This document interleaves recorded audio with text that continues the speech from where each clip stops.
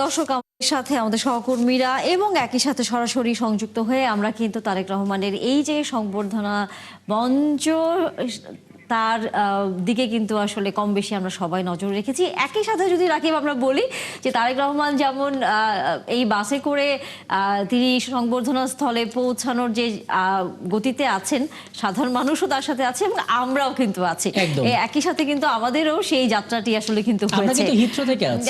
তা অবশ্যই ঠিক যে আমরা হিথ্রো থেকেই আছি, মানে বলা যায় তখন থেকে শুরু করে এই পুরো সময়টা জুড়ে আমাদের সহকর্মীরা নানা রকম খবরাখবর আসলে দিচ্ছিলেন। আমরা এই মুহূর্তে যেতে চাই আমাদের আরেক সহকর্মী ইসরাত আমিনের কাছে।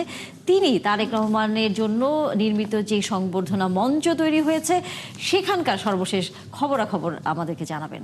ধন্যবাদ তানিয়া এবং রাকিব। দর্শক, সংবাদ সংযোগের এই পর্যায়ে আমি ইসরাত আমিন আবারও আপনাদের সাথে যুক্ত হয়েছি।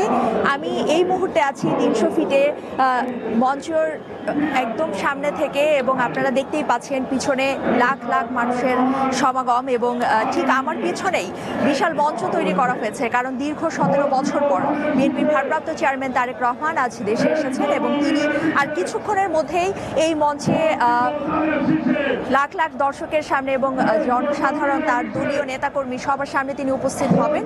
এবং এই যে 17 বছরের দীর্ঘ একটা জার্নি তার শেষ হবে, এবং স্বদেশ প্রত্যাবর্তন সবকিছু মিলিয়ে আসলে আমরা দেখতে পাচ্ছিলাম সকাল থেকেই এখানে অনেক মানুষ সমবেত হয়েছেন এবং সবাই অপেক্ষা করছেন তারেক রহমান হয়তোবা এই মঞ্চে এসে আজকে তার মূল্যবান বক্তব্য দিবেন, তার নেতাকর্মীদের উদ্দেশ্যে তার বিভিন্ন ধরনের বার্তা তিনি দিবেন।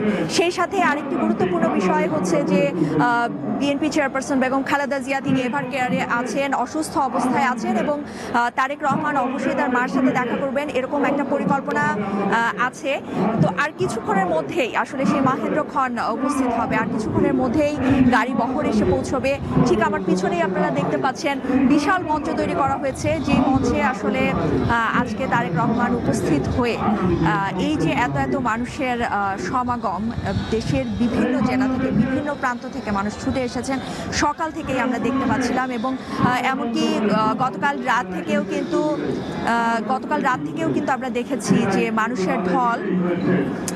সেই সাথে আরেকটি বিষয় দর্শক জানিয়ে রাখতে চাই যে এই যে তারেক রহমান 17 বছর আগে দেশ ছেড়েছিলেন, বিভিন্ন রাজনৈতিক এবং কূটনৈতিক পরিকল্পনার অংশ হিসেবেই আসলে একটা সময় তারেক রহমানকে দেশ ছাড়তে হয়েছিল। এবং আমরা গণমাধ্যমের মাধ্যমেই যেটা জেনেছি যে তৎকালীন যে সামরিক সরকার ছিল এবং তত্ত্বাবধায়ক সরকার ছিল, সেনা সমর্থিত তত্ত্বাবধায়ক সরকার, সেই সরকারের এক ধরনের আলোচনার প্রেক্ষিতেই কিন্তু বিএনপি চেয়ারপারসন খালেদা জিয়া তিনি কিন্তু তার দুই ছেলের দেশ ত্যাগের এক ধরনের সমঝোতার মাধ্যমেই তখন নির্বাচনে আসলে অংশগ্রহণের পরিকল্পনা করেছিলেন এবং তাতে রাজিও হয়েছিলেন।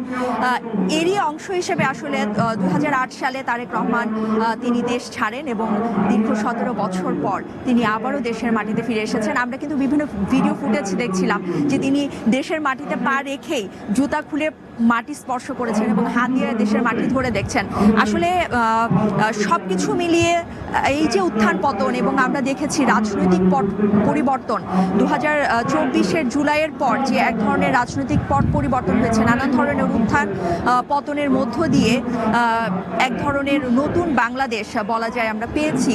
সেখানে যে সরকার, আওয়ামী লীগ সরকার ছিল, সেই সরকারের কাছ থেকে আসলে যে জুলাই বিপ্লব গণ অভ্যুত্থানের মাধ্যমে নতুন বাংলাদেশ এসেছে, সেখানে কিন্তু মুক্তির স্বাদ অনেকেই পেয়েছেন। আমরা দেখেছি এরই মধ্যে অনেক মানুষ যারা ওই সময়টাতে বিনা বিচারে গুম, হত্যা, এই ধরনের নানান ধরনের একটা পরিস্থিতির মধ্যে দিয়ে গিয়েছেন, তারা কিন্তু সবাই মুক্তির স্বাদ পেয়েছেন।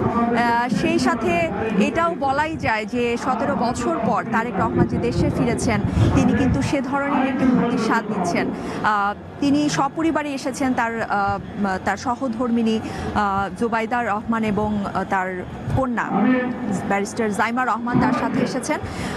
সপরিবারে তিনি সিলেটে 9টা 57 মিনিটে সিলেটে অবতরণ করেন এবং সেখান থেকে কিন্তু 11টা 40-এ ঢাকা শাহজালাল আন্তর্জাতিক আন্তর্জাতিক বিমানবন্দরে অবতরণ করে তাকে বহনকারী বাংলাদেশ বিমানের 202 BG-202 বিমানটি।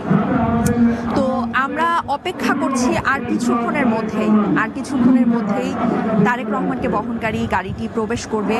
পুরো ঢাকা শহর আসলে আজকে নিরাপত্তার চাদরে ঢেকে দেওয়া হয়েছে।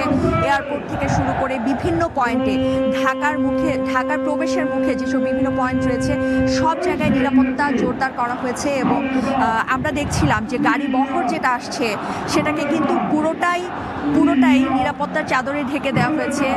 আইন শৃঙ্খলা বাহিনী থেকে শুরু করে স্পেশাল ফোর্স সবাই কিন্তু যথেষ্ট নিরাপত্তার মধ্য দিয়ে তারেক রহমানকে এই মঞ্চ পর্যন্ত নিয়ে আসছেন। আর কিছুক্ষণের মধ্যে তিনি মঞ্চে প্রবেশ করবেন। আমি যদি একটু আমি এখানে দাঁড়িয়ে আছি, আমি যদি একটু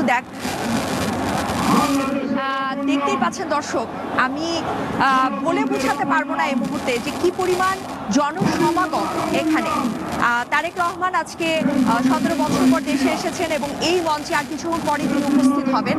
তো এই যে তারেক রহমানের স্বদেশ প্রত্যাবর্তন, এটা ঘিরে আজকের যে আয়োজন সেটা যদিও আজকে একটু ঘন কুয়াশার কারণে কিন্তু আমরা বেশি দূর দেখতে পাচ্ছি না হয়তো বা ক্যামেরায়, কিন্তু যতটুকু আমরা দেখাতে পারি বিশাল একটি মঞ্চ ক্যামেরার মাধ্যমে আমি যদি একটু আপনাদেরকে দেখাতে চাই, বিশাল একটি মঞ্চ তৈরি করা হয়েছে এবং এরই মধ্যে কিন্তু শুধু বিএনপির নেতাকর্মী ব্যাপারটা এরকম না, বিভিন্ন রাজনৈতিক দলের নেতাকর্মীরা এখানে এসে জড়ো হয়েছেন এবং তারা কিন্তু তারেক রহমানের সাথে এক ধরনের মত বিনিময়, সেই সাথে কুশল বিনিময়, এই ধরনের আয়োজন তো আছেই। কিন্তু সবচেয়ে ভালো লাগার যে ব্যাপারটা, সকাল থেকেই আমরা এখানে আছি এবং আমরা কিন্তু দেখতে পাচ্ছি যে খুব সুশৃঙ্খল একটা অবস্থা, এত লাখ লাখ মানুষের সমাগম। আমরা আমাদের সহকর্মীদের সাথেও আমরা যুক্ত হব। তার আগে যে ব্যাপারটা বলতে চাই, এটা সত্যিই প্রশংসনীয় যে এত মানুষের এত জনসমাগম, সেখানে যে সুশৃঙ্খল একটা ব্যাপার, এখন পর্যন্ত আমরা এখানে কোনো ধরনের বিশৃঙ্খলা দেখিনি। আইন শৃঙ্খলা পরিস্থিতির বেশ স্বাভাবিক রয়েছে। এখন পর্যন্ত সবাই নিজ নিজ অবস্থান থেকে খুব সুশৃঙ্খলভাবে তারেক রহমানের মঞ্চে আসা পর্যন্ত অপেক্ষা করছেন। কারোর মধ্যে কোনো ধরনের বিশৃঙ্খলা নেই, সবাই খুব অধীর আগ্রহে অপেক্ষা করছেন এবং দলের নেতাকর্মীরাও আমরা দেখতে পাচ্ছি